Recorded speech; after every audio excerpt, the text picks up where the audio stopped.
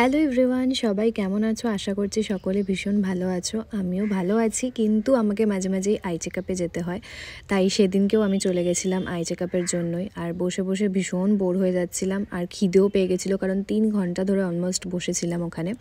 তো বোর হতে হতে একটু গুবলুকে ফোন করলাম, গুবলুর সাথেও ভিডিও কলে একটু কথাও হয়ে গেল। দেন কথা বলার পর ভাবছি কী খাবো করতে করতে আমি গুগল থেকেই একটা রেস্টুরেন্ট পাই, যেটা টোটালি ভেজ ছিল, কারণ সেদিনকে মঙ্গলবার ছিল, আর মঙ্গলবার আমি টোটালি নিরামিষ খাই, একদমই ননভেজ কিছু খাইই না। তো এরম একটা রেস্টুরেন্ট দেখছিলাম যেটা পুরোটাই ভেজ হবে।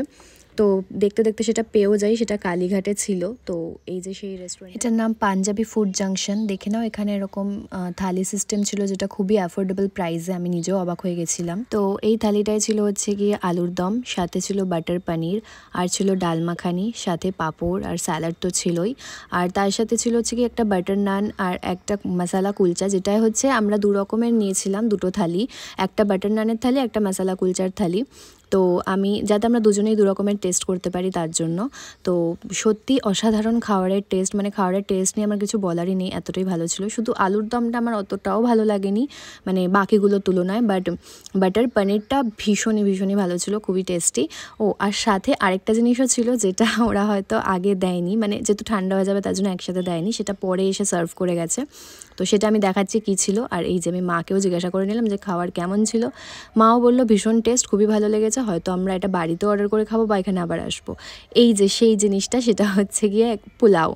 হ্যাঁ, তো এটা ভেজ পোলাও। আর সাথেই দেখো যেটা আমরা খাচ্ছিলাম মশালা কুলচাটা, এটা ভিতরে এতটা স্টাফিং, মানে কি বলবো, আর পনিরও দেওয়ার ছিল এটার ভিতরে, তো খুবই টেস্টি ছিল। আর এই যে রাইসটাও আমি টেস্ট করতাম বলে একটুই নিয়েছিলাম, পুরোটা তো খাওয়া যাবে না। আর সাথে এত পনির দিয়েছিল, মানে এইটুকু রাইসের মধ্যেই হয়তো অনেকগুলো পিসের পনিরই ছিল। তো আমি জাস্ট ভাবতেই পারছি না যে এত কম টাকায় এত সুন্দর, মানে এত ভালো খাবার কি করে হয়। যাই হোক, তো এটাও আমি টেস্ট করে দেখলাম, আমার তো খুবই ভালো লেগেছে।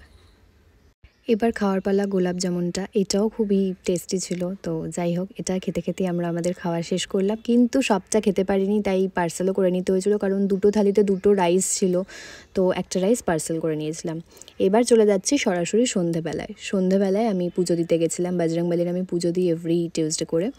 তো পুজো দেওয়ার পর আমরা চলে এসেছিলাম লাভ জুসে, যেটার একটা ব্লগ আমি 1 বছর আগে অলরেডি শেয়ার করেছিলাম।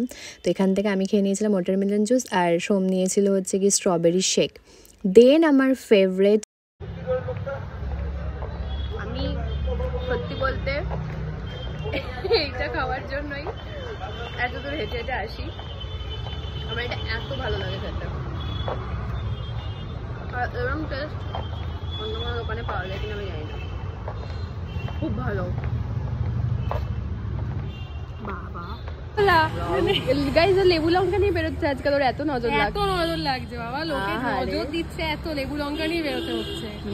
দীপুকে দেখে আমার খুব ভালো লাগছে যে দীপু এরকম একটা দারুণ ফিগার মেনটেন করছে নিজে, যেটা এখন অব্দি চৈতালিরও হয়ে উঠতে পারে। বাবা, ওরা তো জিম পাকে না করে, আমি তো জিমও বন্ধ করেছি ইনজিওর। তুমি এরকম বডি শেমিং করছো লোকের। হ্যাঁ, হয়েই যাচ্ছে বডি শেমিং। ওকে কিন্তু খুব সুন্দর লাগছে, দেখ স্কিনটা গ্লো করছে, আরো এই নজর লাগাচ্ছে, এই বার কর লেবু লঙ্কাটা বার কর, বর্ষা হয়ে গেছে, স্কিনটা কি গ্লো করছে।